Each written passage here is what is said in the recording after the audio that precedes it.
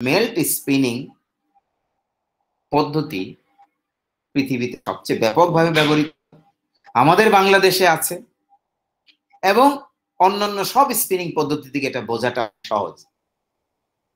এটা পড়ি তাহলে আমাদের জিনিসটা খুব সহজেই পরিষ্কার হবে, পরের গুলো আমরা বুঝতে পারবো। আমি শুরু করছি।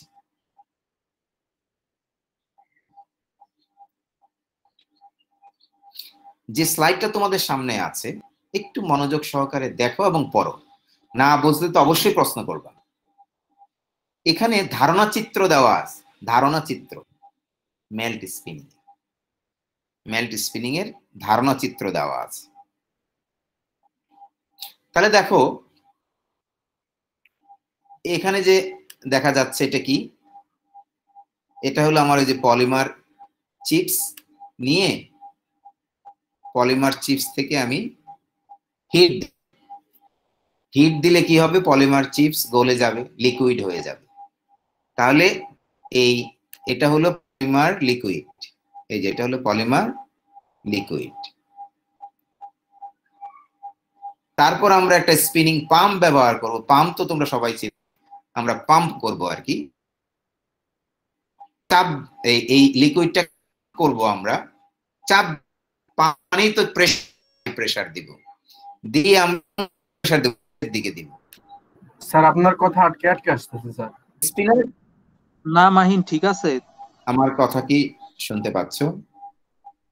স্যার একটু জি স্যার শোনা যাচ্ছে। আচ্ছা, আমি আবার বলছি যে এইটা হলো তোমার লিকুইড, এই যেখানে যা দেখতেছেন এগুলো লিকুইড, কিন্তু এগুলো লিকুইডটা কিভাবে হলো, আমরা হিট দিয়েছি, হিট দিলে এটা লিকুইড হয়ে যাবে। তারপর আমরা পাম্প করছি, স্পিনিং পাম্প। পাম্প করে দেখো এখানে আসছে, এইখানে একটা কথা, স্পিনিং জেট। তোমরা হয়তো অনেকে বলতে পারো এটা কি জিনিস, এটা তো বুঝতেছি না। স্পিনিং জেটটা হলো স্পিনারেট।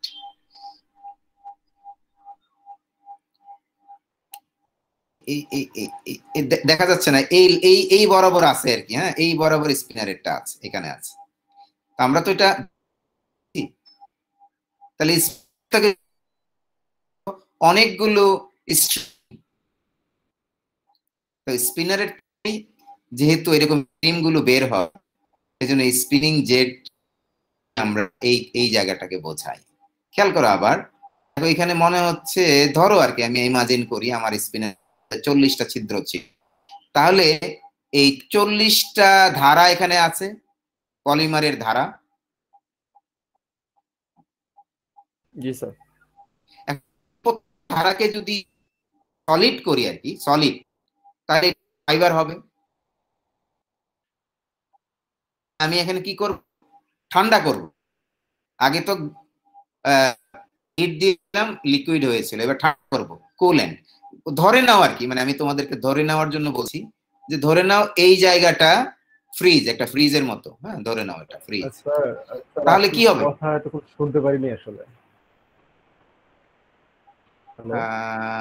সবাই কি শুনতে পাচ্ছ না?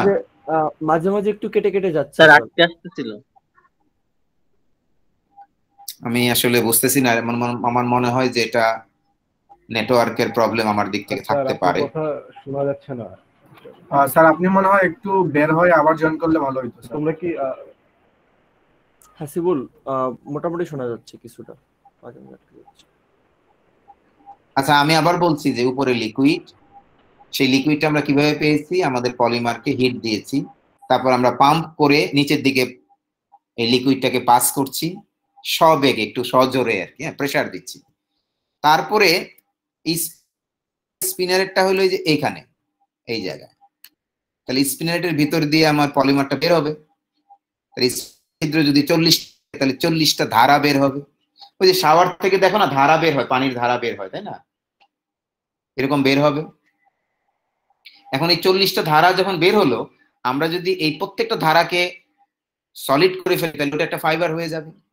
তাহলে 40টাকে যদি আমরা সলিড করি, 40টা তারপরে এই 40টা ফাইবার আমরা একত্রিত করে আমরা একটা রোলারের ভিতর দিয়ে পাস করছি, দেখো এই যে এখানে। তাহলে একত্রিত যখন করে ফেলছি, এবার 40টা একত্রে মিলে গেল। আমরা আরেকটা রোলারের মধ্যে দিয়ে পাস করে এই দিকে বের করে নিচ্ছি, আমরা বের করে পরবর্তী স্যার কাজে চলে এই যে যাচ্ছি। এখানে এখন এটা কুলেন্ট কিন্তু কি হয়ে বলেছে, গেল, এটা এইটা হয়ে কিভাবে করে? এটা কিন্তু হয়ে, এক সেকেন্ড, এটা হয়ে গেল কি,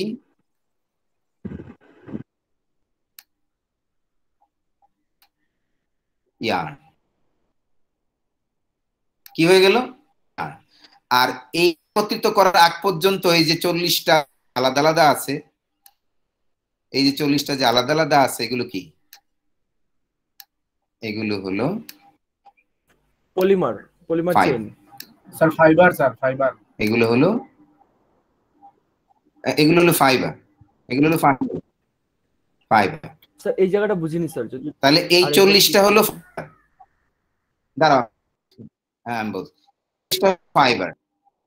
এই 40টা যখন একত্রিত হয়ে তখন ইয়ার্ন হয়ে গেল। আর স্পিনারের থেকে বের হওয়ার পরপরই তখনও কিন্তু এটা লিকুইডই আছে, পট করে তো আর সলিড হয়ে যায় না, একটু তো টাইম লাগে, তাই না? কয়েক সেকেন্ড বা যেটাই হোক, যে বেশ কয়েক সেকেন্ড লাগে, এটা ডিপেন্ড করে আসলে কোন, যেমন মেল্ট স্পিনিং এর ক্ষেত্রে বেশ কয়েক সেকেন্ড লাগে আর কি, এমনকি মিনিটও লাগতে পারে। হ্যাঁ, আর যদি তোমার ইয়ে হয় অল্প সময়, একটু বেশি লাগে, ওয়েট স্পিনিং তাড়াতাড়ি হয়। যাই হোক, আমার কথা হলো কি, কয়েক সেকেন্ড লাগে, 10 সেকেন্ড হোক, 15 সেকেন্ড হোক, 20 সেকেন্ড হোক, 25 হোক, সলিড সময়টা লাগে। আস্তে আস্তে আস্তে আস্তে শক্ত হচ্ছে, সলিড হচ্ছে। লিকুইড অবস্থাটা কি? এটা তো পলিমার। তো যখন সলিড হয়ে গেল তখন কি? তখনও এটা পলিমার। তো সব অবস্থায় লিকুইড হলেও পলিমার, সলিড হলেও পলিমার। চিপস যখন ছিল তখনও পলিমার। আর কুলেন্টটা হলো কি? বাতাস। সাধারণত এখানে ব্যবহার করা হয় নাইট্রোজেন গ্যাস, এটা ব্যবহার করা হয় নাইট্রোজেন গ্যাস। পরে কত টেম্পারেচার ধরে উদাহরণ দিচ্ছি, ধরো টেম্পারেচারটা হলো 12 ডিগ্রি, 10 ডিগ্রি সেলসিয়াস। আর পলিমার গলিত ছিল, এটা টেম্পারেচার কত? অনেক বেশি। এটা অবশ্য নির্ভর করে কোন ফাইবার। ধরো যদি পলিয়েস্টার হয়, কিন্তু এই যে এইখানে এই যে এই জায়গায় টেম্পারেচার ছিল কিন্তু কত? Very close two 300 degree Celsius. তাহলে আমরা ফাইবার পেয়ে গেলাম। এবার প্রশ্ন করো। স্যার ওই যে লেখা আছে স্যার, ইউজ ফর তোমার পলিমার একটা দ্যাট ক্যান বি সমীকরণ মেল্টেড সেফলি, দিয়ে যে স্যার দেওয়া TD minus TM is greater than or equal to 30 degree, এটা বুঝি নাই স্যার। হ্যাঁ, এটা হলো কি যে যদি তোমাদের মনে প্রশ্ন অনেকে জাগতে পারে, আচ্ছা তাহলে আমরা যত পলিমার পৃথিবীতে আছে সবগুলোকে কি মেল্ট স্পিনিং এর মাধ্যমে ফাইবার তৈরি করতে পারবো? উত্তর হলো না, পারবো না। এই শর্তটা পূরণ করতে হবে। কি শর্ত সেটা? TD minus TM should be equal or greater than 30 degree Celsius. কোন একটা পলিমারের TD হলো ডিকম্পোজিশন টেম্পারেচার, TM হলো মেল্টিং টেম্পারেচার। কোন পলিমারের ডিকম্পোজিশন টেম্পারেচার এবং মেল্টিং টেম্পারেচারের পার্থক্য হইতে হবে 30। ভালো আরেকটু বেশি হলে ভালো, আর 30 এর নিচে হলে ওই পলিমার থেকে ফাইবার তৈরি করতে পারবো না, মেল্ট স্পিনিং এর মাধ্যমে পদ্ধতিতে পারবো, এই পদ্ধতিতে পারবো না। আচ্ছা, এবার আর কারো কোনো প্রশ্ন আমাকে বলো, চেষ্টা করবো উত্তর দেওয়ার জন্য। স্যার এই কথাটা একটু আটকে আসছিল স্যার, আরেকবার এখন তোমাদের মনে প্রশ্ন, তাহলে ফাইবার গুলো নিচে কোনটা কোনটা? স্যার এই যে TD minus TM। হ্যাঁ বলো কোন? হ্যাঁ, TD minus TM হলো, TD হলো decomposition temperature of the polymer, TM melting temperature of the polymer. কোন পলিমারকে আমরা মেল্ট করতে পারবো কিনা শর্ত আছে, ওই শর্তটা পূরণ করতে হবে। সেই শর্ত হলো TD minus TM should be equal or greater than 30 degree Celsius. Sir এখানে যদি আবার এই যে কোন জায়গা থেকে আসলে এই যে কোন জায়গায় পলিমার আর কোন জায়গায় ফাইবার আর কোন জায়গায় ইয়ার্ন, এই তিনটা যদি আরেকবার একটু বলতেন।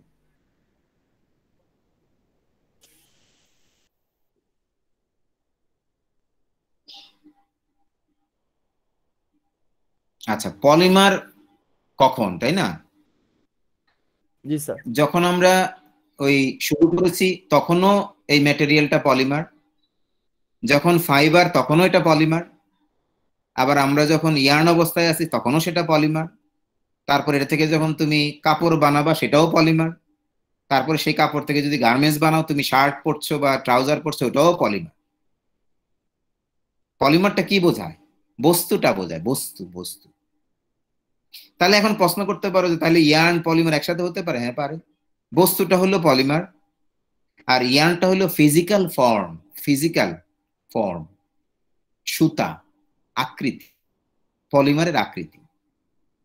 তুমি যখন এটাকে কাপড় বানাচ্ছ, কাপড় আকৃতিতে চলে গেছে। আবার এই কাপড় থেকে যখন গার্মেন্টস বানাচ্ছ, গার্মেন্টস আকৃতি। তো গার্মেন্টস এর ভিতরে সুতা আছে না, ইয়ার্ন আছে না? আছে তো। আমার কথা বুঝতে পারছো? মানে ওটা পলিমারও বলতে পারি। যখন তুমি গার্মেন্টস পরে আছো আর কি, ধরো তুমি একটা শার্ট, তাহলে তোমার শার্ট কিসের তৈরি? আমি বলবো পলিস্টার পলিমার দিয়ে। আমি তৈরি পলিস্টার ফাইবার দিয়ে তৈরি। আমি এটাও বলতে পারি যে পলিস্টার কাপড় দিয়ে তৈরি।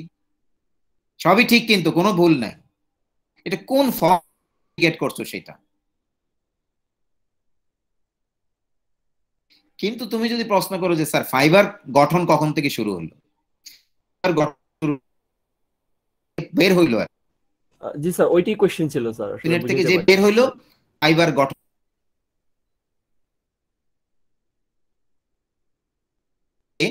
কি ছিল এটা? তার আগে এটা ছিল পলিমার, লিকুইড ফর্মে ছিল। স্পিনার থেকে যখন বের হলো তখন লিকুইড। খেয়াল করো, সলিড অবস্থা কিন্তু কখনোই স্পিনার থেকে বের হতে পারবে না, লিকুইড অবস্থায় বের হবে। লিকুইড অবস্থায় বের হওয়ার পরে আস্তে আস্তে সলিড হবে। সলিড যখন হবে তখন ফাইবার। আবার যখন 15টা 20টা 30টা ফাইবার একত্রিত করে আমরা ইয়ার্ন বানাবো। এবং ইয়ার্ন তোমাদেরকে এখন কিভাবে বলি, মনে করো এই যে অনেক সময় যে মেয়েদের চুলের বেনি করে দেখো না, 3টা 4টা ভাগ করে নেয়, তারপর 3টা 4টা ভাগকে একত্রিত করলে একটা হয়ে যায়। একত্রে যখন একটা হয়ে গেল ইয়ার্ন, আর ওই যে ভাগ ভাগ করে নিছো ওটা হইলো মনে করো ফাইবার, বা চুলগুলি প্রত্যেকটা হলো ফাইবার। তারপরে তুমি তাদেরকে একত্রিত করতেছো বিভিন্ন ভাবে, ইয়ার্ন হলো। এরকম আর কি। এখন এই যে ইয়ার্নটা তৈরি হলো, ইয়ার্নকে আমরা কি বলবো সেটা একটু পরে বলছি আর কি।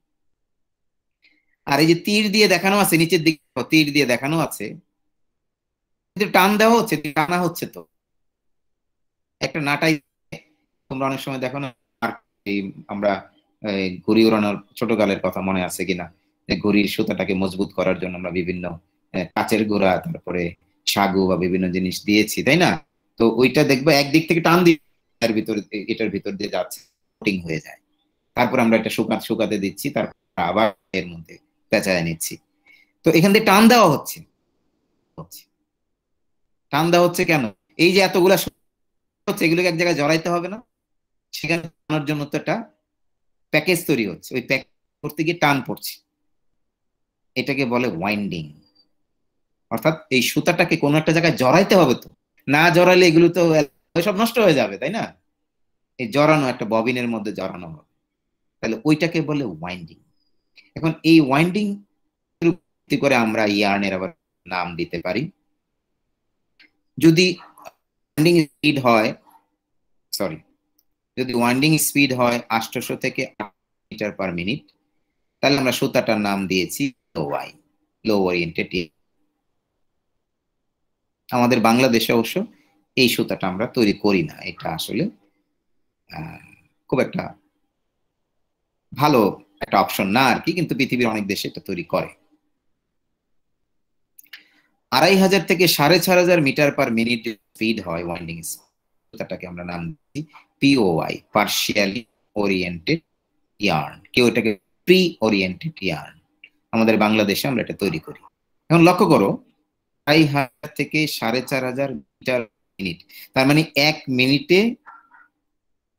কতটুকু সুতা তুমি পেঁচাবা? 2.5 কিলোমিটার থেকে 4.5 কিলোমিটার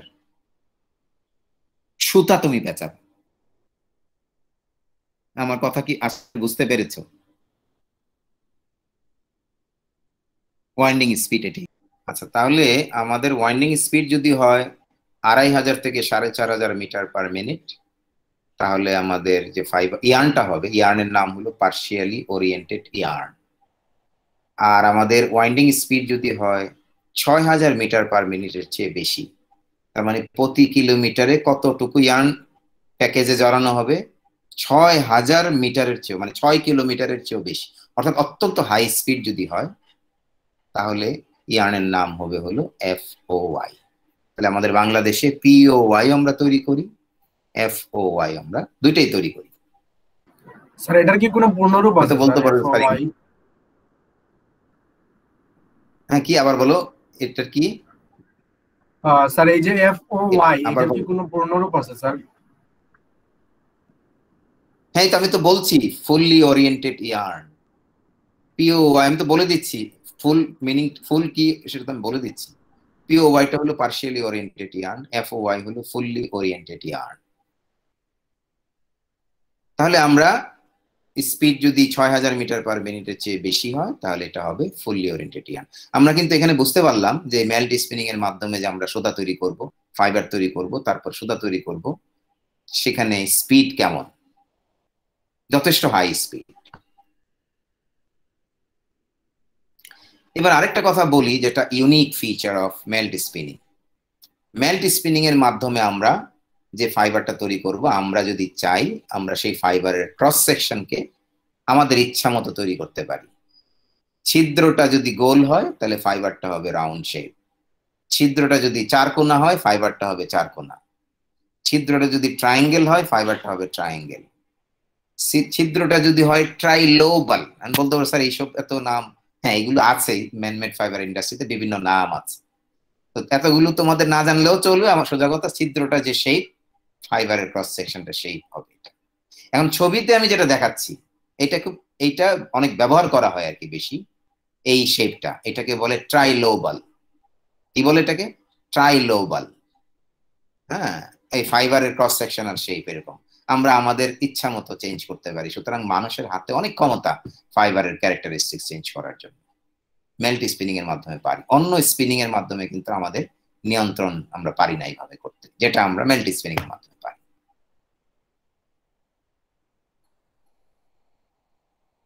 এখন তোমাদের আমি দেখাচ্ছি, এতক্ষণ তো আমরা মূল নীতিগুলো নিয়ে কথা বললাম বিভিন্ন, এখন আমি তোমাকে দেখাচ্ছি হলো যে মেল্ট স্পিনিং মেশিন দেখতে কেমন। তোমাদের তো তোমরা আশা করি ইন্টারনেটে যদি ভালো মতো সার্চ করো তোমরা আরো অনেক কিছু দেখতে পারবা, কিন্তু আমি তোমাদের একটু হিন্টস দেওয়ার জন্য আর কি মেল্ট স্পিনিং মেশিনটা দেখতে কেমন। তো আমি বাম দিকের মেশিনটা দেখাচ্ছি, দেখো এই গ্রাউন্ড ফ্লোর, হ্যাঁ এটা হলো গ্রাউন্ড ফ্লোর। আর আমাদের যে আমরা যে বিল্ডিং এ বসবাস করি সেগুলোর একতলা হলো এই যে এখানে হলো একতলা, হ্যাঁ তাহলে এটা হলো দোতলা, এটা হলো তিনতলা, এটা হলো চারতলা, এখানে হলো পাঁচতলা, এখানে হলো ছয়তলা। তাহলে মেল্ট স্পিনিং মেশিন, যেটা আমি যে মূলনীতি যেটা বললাম আর কি, সেই মেশিনটা যে জায়গায় বসানো হবে সেই বিল্ডিংটার হাইট হলো 6 তলার থেকেও বেশি। তার মানে যে মেশিন নিয়ে আমি কথা বলছি বিশাল একটা মেশিন, তাই না? বিশাল মেশিন। তাহলে ইন্ডাস্ট্রিতে এটা বসাইতে হবে, তাহলে সেই বিল্ডিংটা ওইভাবে বানাইতে হবে যাতে মেশিনটা বসানো যায়। সুতরাং আমি আশা করি যে অনেক কথাই মূলনীতিতে ক্লিয়ার হয় না, এখানে বুঝতে পারছো আশা করি। তারপরে ওইখানেও ক্লিয়ার যে খুব বেশি করতে পারবো তা না, কারণ এখানে তো অনেক ইস্যু আছে এখানে। আমি শুধু একটু নিচের দিকে তাকাইতে বলি তোমাদের, নিচের দিকে তাকাও, এই যে এদিকে তাকাও, এখানে একটু ববিনের মতো দেখতে পাচ্ছ কি না? এই যে এখানে দেখো নিচের দিকে অনেকগুলা আছে, অনেকগুলা। এটা হলো ওয়াইন্ডিং, হ্যাঁ ওয়াইন্ডিং করা হয়, এখানে ববিন তৈরি হচ্ছে। এবং একসাথে কয়টা ববিন দেখো, এই যে 1 2 3 4 5 6 7 8টা। এই এক একটা রোতে মনে করো এখানে 8টা আছে ববিন, এখানেও 8টা আছে, তাহলে 1 2 3 4 4টা 32টা ববিন এখানে হচ্ছে, এই যে এখানে। সো এখন তোমরা যদি আরো বুঝতে চাও যে স্যার তাহলে একটু এই যে সুতাগুলি কিন্তু এখানে দেখা যাচ্ছে, দিক দিয়ে তাকাও দেখো সুতা দেখা যাচ্ছে, কিন্তু একটু ভালো করে দেখো। আর উপরের দিকে যদি যাও তাহলে বলতে পারো যে স্যার এইটা আবার কি একটা বাক্সের মতো দেখা যায়, এই যে এই যে একেবারে এই যে এই পর্যন্ত একটা বাক্সের মতো দেখা যাচ্ছে না? দেখা যাচ্ছে একটা বাক্স, 1 2 4টা বাক্স না, প্রকোষ্ঠের মতো দেখা যায়। এই প্রকোষ্ঠটা হলো ওই যে তোমাদের মূলনীতি যখন আমি পড়াই তখন আমি দেখাইছি, এই যে এই প্রকোষ্ঠটা দেখো, এই প্রকোষ্ঠটা হলো এই যে এটা, এই যে একটা প্রকোষ্ঠ দেখতে পাচ্ছ, এই প্রকোষ্ঠের অংশ বিশেষ, তুমি বলতে পারো স্যার পুরাটা কি, না পুরাটা না, অংশ বিশেষ। কারণ এই প্রকোষ্ঠের ভিতরে আবার এই স্পিনারের থেকে এখানকার সিচুয়েশন কিন্তু নিচের দিকে ডিফারেন্ট। এই যে আমি লাল দাগটা দিলাম না, নিচের দিকে সিচুয়েশনটা ডিফারেন্ট, এই লাল দাগের উপরের দিকে সিচুয়েশনটা ডিফারেন্ট। দুইটা একসাথে রাখলে একটু সমস্যা আছে, এই জন্য টেকনিক্যালি দুইটা আলাদা রাখা হয়। আবার আমরা ফেরত যাই, তখন বলতে পারো স্যার এত কিছু কি এত অল্প ছোট ছবি থেকে বোঝা যাবে? না, আসলে বোঝানো কঠিন, কিন্তু ধারণা তো দিতে পারি। এই যে এখানে দেখো পাম্প দেখা যাচ্ছে, তোমরা দেখতে পাচ্ছ কিনা পাম্প, এই হলো একটা পাম্প, হ্যাঁ, এই হলো আরেকটা পাম্প। পাম্প গুলি কি দেখতে পাচ্ছ কিনা? এই যে পাম্প দেখা যায় এই লেভেলে, দেখো এই যে এই লেভেলে পাম্প, ডান দিকে দেখা যাচ্ছে কি 1 2, আমার কার্সারটা যদি দেখো 1 2 3, এই 4টা পাম্প এখানে আছে। এই পাম্প কি, ওই যে বলছিলাম যে পাম্প দিয়ে আমরা পলিমার কে, তাহলে পাম্পের নিচেই হলো স্পিনারেরটা, তাই না? স্পিনারটা আমরা দেখতে পাচ্ছি না, স্যার আপনার কার্সরটা দেখা যায় 9 নাম্বার, তোমরা কি 9 নাম্বার একটা কিছু দেখতে পাচ্ছ? 9 নাম্বার, এই যে 9 নাম্বার। জি স্যার দেখা যাচ্ছে। এই 9 নাম্বারের এখানে হলো স্পিনারেরটা আছে, হ্যাঁ, এই লেভেলে আর কি। তার উপরে দেখো পাম্প, তার উপরে যদি যাও তাহলে কি আছে? তার উপরে গেলে অবশ্য এখানে দুইটা জিনিস আছে, আমি বলি। এখানে 9 নাম্বারের ঠিক আগে আগে, আসলে এত সূক্ষ্ম দেখানো কিন্তু কঠিন, 9 নাম্বারের ঠিক আগে আগে একটা ফিল্টার আছে, ওই যে বললাম না ফিল্ট্রেশন করতে হবে। আরেকটা ফিল্টার আছে হইলো পাম্পের আগে, তাহলে পাম্পের আগে একটা ফিল্টার, পাম্পের পরে একটা ফিল্টার, দুইটা ফিল্টার, একটা হলো কোর্স ফিল্টার, একটা ফাইন ফিল্টার। কেন? ওই যে সলিড থাকলে আটকায় দেবে।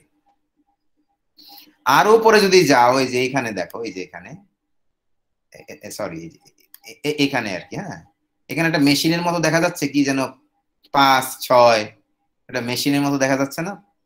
5 এবং 6 নিয়ে একটা বড়, এটাকে বলে মেল্টার, এখানে গলানো হয় পলিমারকে। তাহলে তার উপরে যদি যাও, এই যে এখানে দেখো, এই যে এটার দিকে তাকা, একটা পাত্রের মতো দেখা যাচ্ছে না? এই পাত্রের নিচে আবার এই যে ন্যারো কিন্তু এটার এন্ট্রি আছে, দেখছো? এটাকে বলে হপার ফিডার। তার মানে ওই যে তোমরা অনেক সময়, আমি জানি না তোমরা দেখেছো কিনা, গম ভাঙ্গায় কিভাবে দেখেছো কিনা, বা চাল, ধান থেকে চাল ভাঙানোর জন্য হপার ফিডার থাকে, একটা এরকম বড় মুখ থাকে, আস্তে আস্তে আস্তে আস্তে ন্যারো হয়ে যাবে। হ্যাঁ, তাহলে বলো যে তার উপরে যদি যাও, আমি সব দেখাইতে পারছি না, কিন্তু আমার ইয়েতে আছে, ব্র্যান্ডেড লার্নিং সেন্টারে ভিডিও গুলো যদি তুমি সবগুলি দেখো, কোথাও না কোথাও পাবা, আছে। তার উপরে যদি যাও, ওই যে পলিমার চিপস, এই যে গমের মতো বললাম, বা চালের মতো, বা এরকম টুকরা টুকরা চিপস, ওইখান থেকে পড়বে, আস্তে আস্তে নিচের দিকে আসবে, তারপর মেল্টারে এসে গলে যাবে, তারপর ফিল্ট্রেশন হবে, তারপর পাম্পে যাবে, পাম্প থেকে আবার যাবে হলো সেকেন্ডারি ফিল্টার, তারপর স্পিনারে, তারপর স্পিনার থেকে বের হবে, তারপর একটা বাক্স দেখা যাচ্ছে না? স্পিনার থেকে বের হওয়ার পরে ওই যে বাক্সটা দেখাইলাম, অনেক বড় একটা বাক্স না? এই বাক্সের ভিতরে ঠান্ডা বাতাস, এই বাক্সের ভিতরে কি ঠান্ডা বাতাস প্রবাহিত করা হয়। যে টেম্পারেচার হইতে পারে, ধরো এখানেও আরো অনেক মাইনুট কথা আছে, আমি মানে খুব সিম্পল করে বলছি আর কি। ধরো 10 ডিগ্রি বা 12 ডিগ্রি, 13 ডিগ্রি এরকম টেম্পারেচার, বা 14 ডিগ্রি। আর গলিত অবস্থা টেম্পারেচার কত? আমি বলছি পলিস্টার ফাইবার যদি, কারণ ফাইবার অনুসারে আবার টেম্পারেচার ভেরিয়েশন আছে। মনে করো পলিস্টার যদি হয়, টেম্পারেচার থাকবে ভেরি ক্লোজ টু 300, 290 থাকতে পারে, 285 থাকতে পারে, 290 থাকতে পারে টেম্পারেচার, ভেরি হাই টেম্পারেচার। কিন্তু পরে যখন ফাইবার হয়ে যাবে তখন কিন্তু ওই যে বললাম যে 14-15 ডিগ্রি সেলসিয়াস ঠান্ডা সলিড হয়ে যাবে। তারপর নিচে সুতা। এই হলো অতি সংক্ষেপে মেল্ট স্পিনিং মেশিন বা মানে অ্যাকচুয়াল মেশিনটা কেমন হবে। এটা না দেখলে তোমরা আগের কথাতে কিন্তু বুঝতে পারত না যে আসলে পুরো জিনিসটা যে এত বড়। Any question? স্যার ওয়াইন্ডিং এর গতি মানে কতটুকু হবে, এটা কি মানে পলিমারের উপর নির্ভর করে, যে মানে আপনার পলিমারটা কোন ধরনের? না, পলিমারের উপর নির্ভর করে না, এটা নির্ভর করে তুমি কোন ধরনের ইয়ার্ন তৈরি করতে চাও। তুমি যদি পার্শিয়ালি ওরিয়েন্টেড ইয়ার্ন তৈরি করতে চাও, সেটা পলিয়েস্টার হোক বা নাইলন হোক বা অন্য কোনো ফাইবার হোক, তখন তুমি স্পিড দিবা হলো 2500 থেকে 4500 মিটার পার মিনিট। তবে হয়তো বলতে পারো স্যার আপনি যে এই স্পিডের কি ভেরিয়েশন হয়? হ্যাঁ, কিছুটা ভেরিয়েশন হতে পারে, কিছুটা ভেরিয়েশন ফাইবার টু। আমি আসলে মূলত এখানে ফোকাসটা হলো পলিয়েস্টার ফাইবার। তোমরা তো জানো যে আসলে আমরা ম্যানমেড ফাইবার বলতে যেটা বুঝি আর কি, মূলত পলিয়েস্টার ফাইবারই আধিক্যটা সবচেয়ে বেশি। তারপর অন্য ফাইবার আছে, যেমন ভিসকোসও আছে, তারপর মনে করো যে নাইলনও আছে। এখানে স্পিডের ভেরিয়েশন কিছুটা হতে পারে, কিন্তু ভিসকোস তো আর মেল্ট স্পিনিং এ হয় না, নাইলন হয়। নাইলনের সাথে একটু ভেরিয়েশন হতে পারে। তো পলিয়েস্টার এবং নাইলন একই রকম। এই যে আমি যেটা বললাম না 2500 থেকে 4500, তোমরা গুগলে সার্চ করলেও এইটাই পাবা, এর ভিতরেই তুমি পেয়ে যাবে, এর বাইরে সাধারণত না। আর 6000-এর বেশি যদি হয় তাহলে হলো এফওআই, ফুললি ওরিয়েন্টেড ইয়ার্ন। স্যার মান কি পিওওয়াই টা বেশি ভালো হয়? ভালো খারাপ এখানে আমরা বলবো না কিছুই, দুই রকমের সুতা আর কি। এখন এই জিনিসগুলো আরো পরিষ্কার হবে আরো পরে, মানে আমি এখন যদি এই মুহূর্তে ওই আলোচনা আনি, আমাদের সময়টা আমি বাঁচানোর জন্য বলছি আর কি। এখানে ভেরিয়েশন আছে তো অবশ্যই, দুইটা তো এক না। তুমি মনে করো এফওআই তৈরি করে ফেললা, হ্যাঁ, এফওআই তৈরি করে ফেললে তুমি কিন্তু আবার টেক্সচারাইজেশন করতে পারবা না, অসুবিধা আছে কিছু। কিন্তু এফওআই দিয়ে সরাসরি তুমি কাপড় তৈরি করতে পারবা। এফওআই যদি তৈরি করো, নিটিং উইভিং করলে কাপড় তৈরি হবে। তুমি যদি বলো স্যার তাহলে পিওওয়াই থেকে কি আমি কাপড় বানাতে পারবো না? না, পারবা না। তো সুতা তো, হ্যাঁ সুতা, কিন্তু পারবা না। এখানে আরো কিছু কাজ করতে হবে, আলটিমেটলি এফওআই হইতে হবে। তো সেই জন্য আমি বললাম এখানে অনেক কথা আছে আর কি। কিন্তু আমরা দুই ধরনের ইয়ার্ন আমরা তৈরি করতে পারি। ইয়ার্ন তো হয়ে গেল, এরপরে কি করব সেটা আবার পরে কথা বলবো, আপাতত না।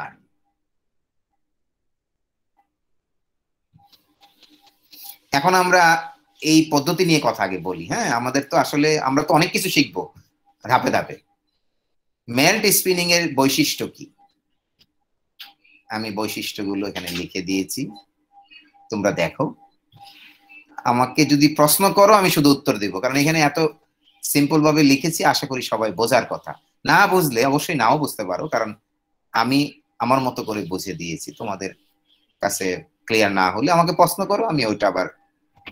1 নাম্বারটা তো সবাই বোঝে, তাই না, যে যতগুলো পদ্ধতি আছে তার মধ্যে সবচেয়ে ইজি হলো এই পদ্ধতি, মেল্ট স্পিনিং। মেল্ট স্পিনিং তুমি যদি না বোঝো তাহলে বাকিগুলো বোঝার তো প্রশ্নই আসে না, ওগুলো আরো জটিল।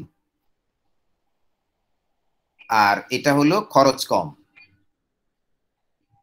এই পদ্ধতিতে কস্ট কম, তাহলে ফাইবারের দামটাও কম পড়বে আর কি। অন্য পদ্ধতিতে ফাইবার তৈরি করলে খরচটা একটু বেশি পড়ে। স্যার এই পদ্ধতিতে ফাইবার করলে কি ফাইবারের মান ভালো হয়?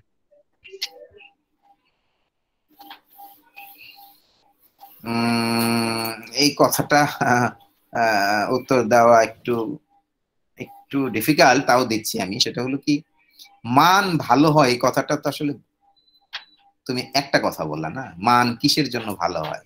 যেমন আমরা অনেক সময় বলি না, আমি উদাহরণটা অন্যভাবে দিচ্ছি আর কি, যে তোমাদের ক্লাসে মনে করো কেউ না কেউ তো জিপিএ সবচেয়ে বেশি আসে, তাই না?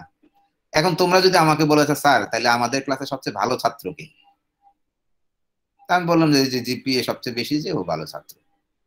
আমার কথা তো সঠিক নাও হইতে পারে, এমন হইতে পারে নকল করে জিপিএ বেশি পেয়েছে, এমন হইতে পারে মুখস্থ বিদ্যা, কিন্তু জিজ্ঞেস করলে কিচ্ছু বোঝে না, মুখস্থ করে ফেলছে সব, স্যাররাও চোখ বন্ধ করে দিয়ে দিচ্ছে, কিন্তু আসলে হচ্ছে বোঝে না কিছু, হইতে পারে না। তার মানে ভালো কথাটা আসলে এইভাবে উত্তর তুমি প্রশ্ন করলেও উত্তর দেওয়া কিন্তু সহজ না, অনেক কিছু। তা আমি ভালো হইতে হলে আমি আগে তাকে দেখবো, দেখি ভালো কিনা। তো পড়াশোনায় ভালো হইতে পারে, আবার দেখা যাবে খেলাধুলায় কিছু পারে না, আবার দেখা যাবে যে মানে শৃঙ্খলা নাই, অনেক কিছু হইতে পারে। ভালো কথাটা আসলে এইভাবে আমি বলবো না আর কি। আমি এটাই বলবো যে মেল্ট স্পিনিং এর মাধ্যমে যদি তুমি ফাইবার তৈরি করো বা ইয়ার্ন তৈরি করো তাহলে এটা খুব ইজি পদ্ধতি, খরচটা কম পড়ে, অন্যান্য পদ্ধতির তুলনায় খরচটা কম পড়ে। এই কথাটা আমি এই পয়েন্টে বলবো, এর চেয়ে বেশি কথা বলবো না। তারপর দ্বিতীয় পয়েন্ট আবার অন্য কথা বলছি, তোমরা এগুলি পড়ো, প্রত্যেকটাই পড়ো, যেটা না বুঝো আমাকে প্রশ্ন করো। এখানে মনে করো পলিস্টার ফাইবারের কথাই ধরি, এমন যদি হয়তো পলিস্টার ফাইবারকে আমি মেল্ট স্পিনিং পদ্ধতি তৈরি করতে পারি, ড্রাই স্পিনিং পদ্ধতি তৈরি করতে পারি, ওয়েট স্পিনিং পদ্ধতি তৈরি করতে পারি, তাহলে 3 ধরনের পদ্ধতিতে আমি তৈরি করলাম, করে দেখলাম যে কোনটার কোয়ালিটি ভালো, তখন বললাম যে মেল্ট স্পিনিং এর মাধ্যমে করলে সবচেয়ে ভালো হয়। কিন্তু ব্যাপারটা তো আসলে তা না। পলিস্টার ফাইবারকে আমি শুধুমাত্র মেল্ট স্পিনিং এর মাধ্যমে তৈরি করতে পারবো, আমি সেখানে ওয়েট স্পিনিং বা ড্রাই স্পিনিং এর মাধ্যমে তৈরি করতে পারবো না। সুতরাং আমি তো তুলনা করতে পারি না এইভাবে। আমি আশা করি বুঝতে পেরেছো। কারো কোনো জি প্রশ্ন স্যার, বুঝতে পারছি। বলো বলো, আমি তো উত্তর দেওয়ার জন্য প্রস্তুত, তোমরা বলো, আমি চেষ্টা করব আমার মতো করে উত্তর দিতে যতটুকু আমি বুঝি।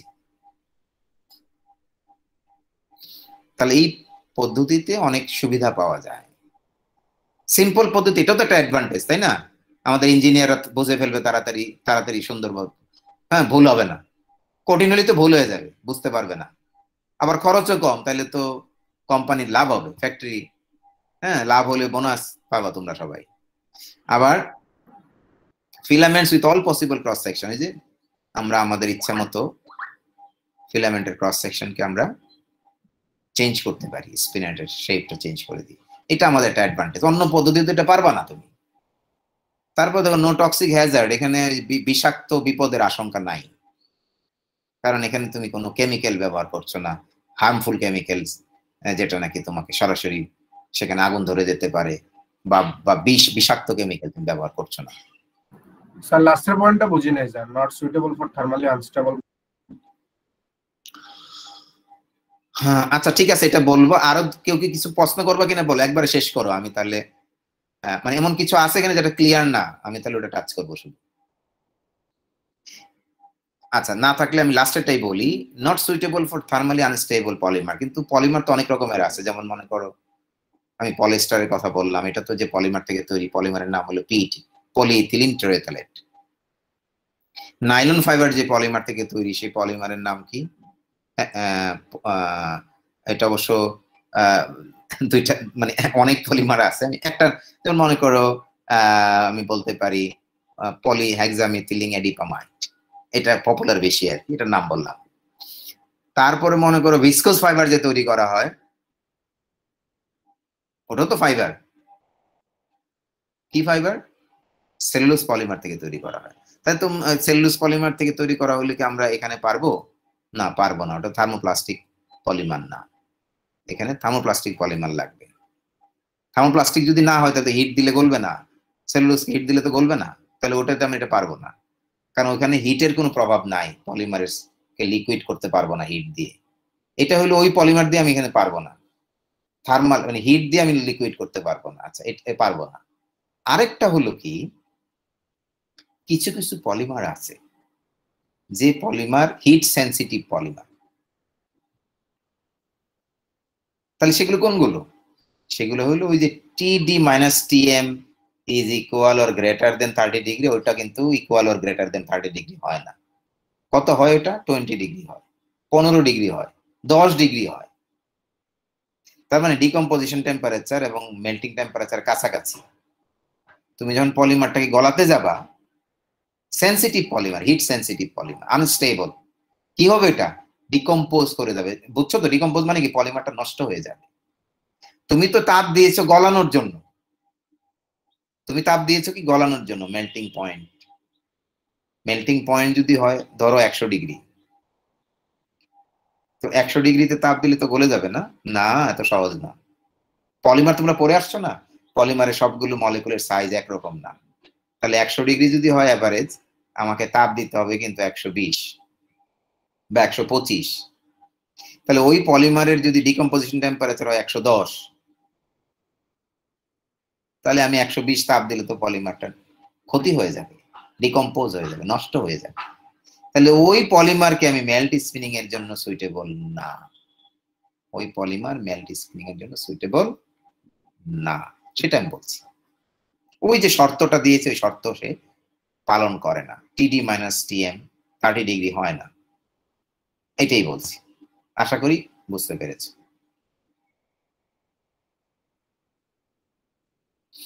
তাহলে এবার কোন কোন ফাইবারকে আমরা এই পদ্ধতিতে তৈরি করতে পারি? স্যার 12টা ক্লাস আছে আমাদের স্যার। কটা বাজে? স্যার 11:55। তাহলে আমাদের এই স্লাইডটাই হলো লাস্ট স্লাইড। আমরা কোন কোন ফাইবারকে এই পদ্ধতিতে তৈরি করতে পারি? পলিয়েস্টার, পলিঅ্যামাইড, আমেরিকাতে এটাকে বলা হয় নাইলন, পলিইথিলিন, পলিপ্রোপাইলিন এবং গ্লাস। এই ফাইবার আমরা তৈরি করতে পারি মেল্ট স্পিনিং এর মাধ্যমে। এবং ভালো মতো খেয়াল করো, এই ফাইবারগুলো কিন্তু খুবই গুরুত্বপূর্ণ ফাইবার, বিশেষ করে প্রথম 4টা খুবই পপুলার ফাইবার।